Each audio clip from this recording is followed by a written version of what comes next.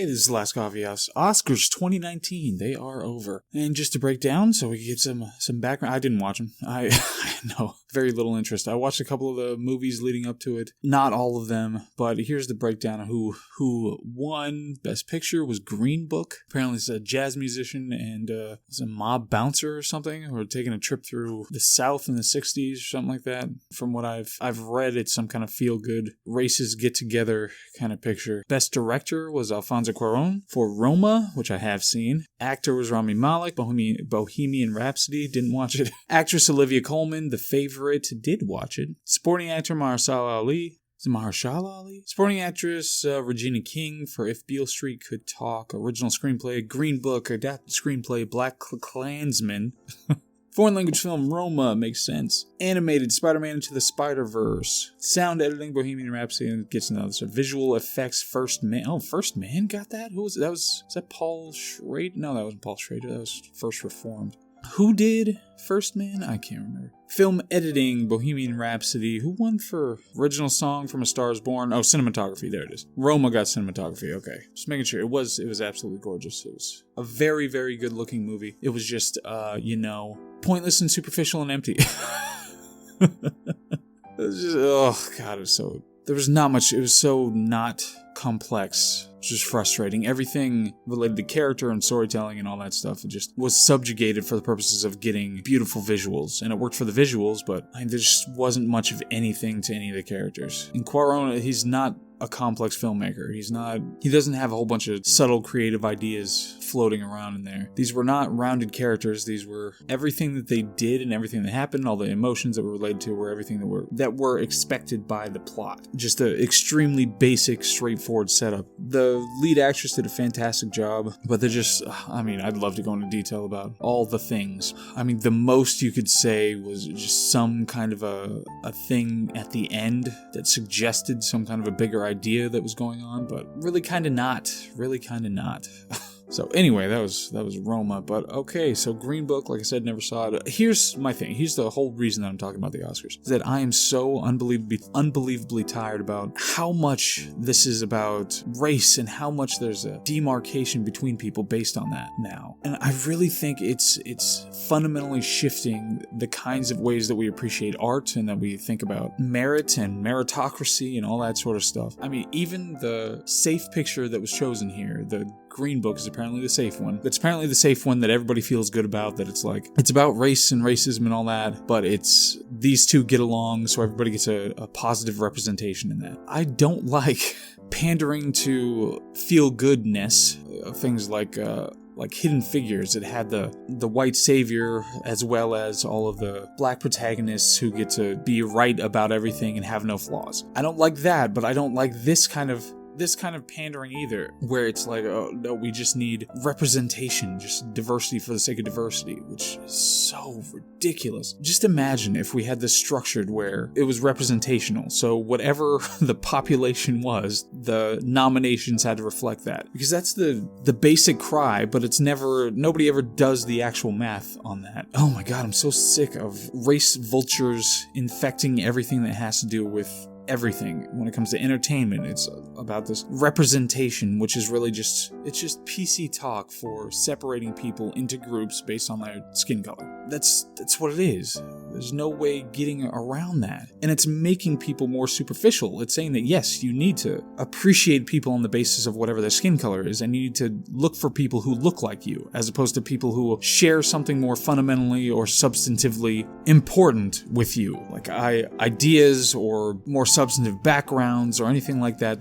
That's not what's important. That's not what you should be looking for. It's literally just, do they look like you? Whatever. But this was kind of an extremely weak year, Oscars-wise. Nothing really stuck out. I watched the front runners first, just because I thought, okay, well, I'll see what this year has to offer. And there were a couple of movies that I saw this year that I actually enjoyed quite a bit, but definitely nothing blew my hair back. It was nothing like I'm really fighting for anything to win in any of these categories, except for I do think Roma should have won for cinematography. It was absolutely gorgeous. If you just put it on mute and just watched it. It's beautiful. It would make an excellent moving picture frame. So, and I hear Rami Malek was great. I didn't see it, but Olivia Colman was fantastic in The Favorite.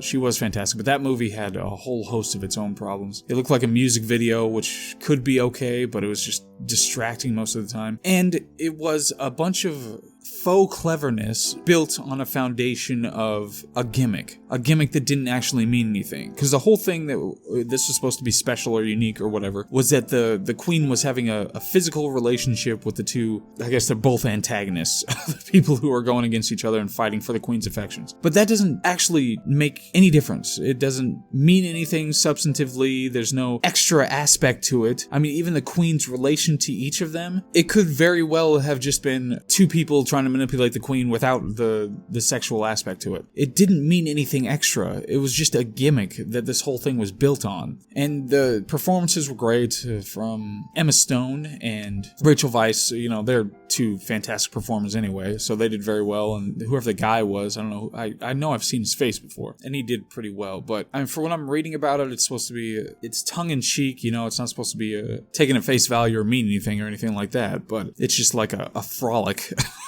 There were certain things, like there were some aspects where it's just like, it was trying too hard to make sure to assert the like virility of the Weisz and Stone's characters. So those two characters, it was trying so hard, the writing was trying so hard to make sure that they were established as virile and in charge until the queen asserts her in chargeness. And it's just the tete-a-tete, the back and forth, it got tedious at a certain point, and it wasn't as funny as it thought it was. So, and there's some aspects of it that were just like, well, this doesn't mean anything. You know, it's just to be loud and and aggressive or whatever, like when they're throwing fruit at the naked guy, it's like, all right. I mean, thematically, yeah, the whole thing is dumping on men quite a bit, but, and I didn't mind that aspect of it, that's perfectly fine. I thought that was kind of the most fun about the movie. But it was trying so hard, it just got tedious. And the whole music video aspect of it, if it wasn't for Olivia Colman, just watching her and getting to see her do what she was doing, because her character changed so much throughout the movie, and she had to do so many things, that it was so much fun to watch her. The other one I saw was Vice. I mean, yeah, Christian Bale did a great job, but it was such empty propaganda nonsense. It was so boring and stupid, and it was expected and not interesting, and I'm so sick of controversy. Like, so controversied out about everything. Oh, so just bored of it. I didn't get to see Regina King. Maybe I'll see that. And this is the thing, because movies seem like they're getting just put into boxes now, where they're issue movies or they're not. And I don't even know if Beale Street Could Talk is an issue movie, but like I already kind of wilt when I'm thinking about going into it. Like, I don't want to watch Bohemian Rhapsody either, because I don't really give it anything about Queen, but like when it's gonna be an issue movie, I just like, I'm gonna have to sit through this. It's the most boring concept or setup or anything related to film or any kind of entertainment to just, it's about racism. It's so boring. It's like there are very limited ways that you can use that. But I just mean like people should be their own people and define themselves how they're gonna be defined and not be so dependent on some particular group to get their definitions. So it's just anytime I don't know and whether it's going to be or not, I'm concerned that I'm going into this and I'm just going to be bored for 2 hours or 2.5 hours as the case may be. Now, I will watch Black Klansman, even though Spike Lee is one of the most overrated directors in history. Chirac was a joke. It was based on Lysistrata, part musical. It was just, had everything that was supposed to inoculate it from criticism, but it was not good. It was horrendous. But, I mean, I like this premise of Black Klansman sounds fine, and so it might be great, who knows. And the other stuff, Spike Lee made one of the worst remakes in history of Old Boy. It was absolutely horrendous. Go watch the Your Movie Sucks review of that. It goes into great detail why it's absolutely horrendous. And I remember watching that and just being blown away by how terrible it was. And then his other stuff is just mostly forgettable, you know, like Inside Man was completely forgettable. He's not that great of a director. I'm sorry to break it to you guys. Do the Right Thing was a very good movie, but it wasn't mind-blowing. It wasn't a pillar in filmmaking history. It was pretty good. It was better than most, but I think it's been demonstrated throughout the rest of his career. He's not really that great of a director. He won for adapted screenplay here, which is likely totally justified, I'm sure. And I'm looking forward to going and seeing it. I hope he demonstrates some legitimate acting, directing, and writing chops in the adaptation when I see it. But he hasn't been doing much. I was reading some best of lists because I was trying to remember what movies I saw this year. What were the ones? There's like You Were Never Really Here. That was a very interesting movie. I think it was by the director of that one about the school shooter. Not the school shooter, the school arrow guy, the school archer. Is that what he's called? I don't know. I think it was the director of that, and she's a unique director, and she puts in a lot of work. So I'm very much enjoying her stuff. I think it was the same director. That didn't get a nod this year, but it was very good. What was the other one I saw? Oh, First Reformed. First Reformed was very good. Paul Schrader.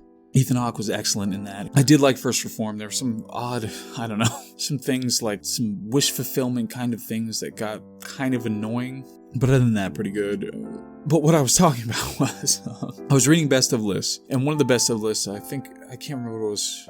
What was the publication? Oh, Film School Rejects had published a list, and it picked Black Panther as its #1 movie of the year that should, win Best Picture and all that stuff. And I'm reading the blurb about it, and it implied, not so subtly, that if you thought Black Panther was overrated, then you are a racist. Where the hell are we? That is a legitimate argument to make. That somebody can actually say that. That they put that in a film review, in a best of list, where they're talking about the validity of this film and the merit of how good this film is, and somebody's going to actually say that if you think it's overrated, then you're a racist. How unbelievably childish. I haven't seen Black Panther. I watched a review of it. I was trying to get an idea because I'm so tired of superhero movies. I just watched Avengers, so that's just because the next one's coming out, and I heard great things. I love Josh Brolin's excellent, so I heard great things about that. So I finally watched that just recently. There are a whole bunch of superhero movies I haven't seen. Definitely didn't see Aquaman, but I watched a review of Black Panther that was like an hour long, and I was just like,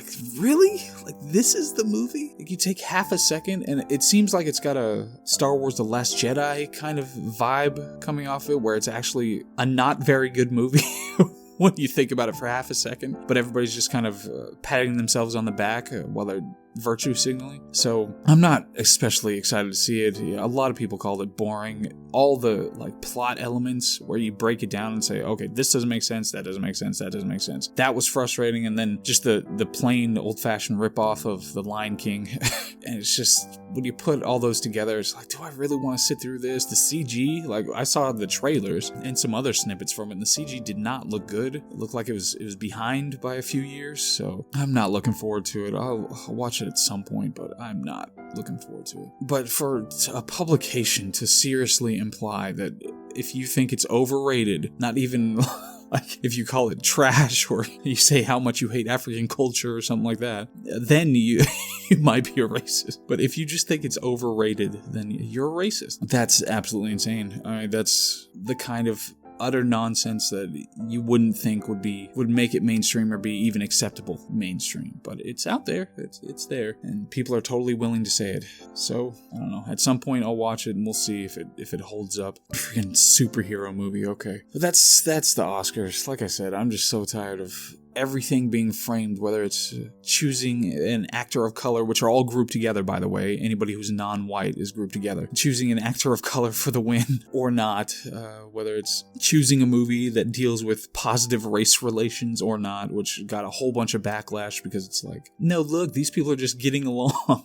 That doesn't reflect properly racism or something like that. I don't know. Deflating is what it is, but whatever. It's the freaking Oscars. Who cares? It doesn't mean anything. The only ones, I mean, like I said, visuals on Roma makes total sense. Olivia Colman, totally fine with. Foreign language film, happy to see Spider-Man getting some recognition there, because there's been several very terrible movies for a while now. I thought Homecoming was pretty overrated. So I hear Into the Spider-Verse, and it looked good from what I saw. So I think that is legitimately good and deserves every ounce of its praise. So there you go. We'll see. But that's the Oscars 2019 and the state of... I can't even, we don't even have a criteria where we say, these are the criteria where we determine what is the best movie of the year. People just say, I like this one, I like that one, I don't like this one, I don't like that one. I like this one more than the other one. It doesn't mean anything. What are the criteria by which you're determining? I wish we'd get more complex with that nonsense. Anyway, that's the Oscars 2019. Thank you for listening. All right, bye.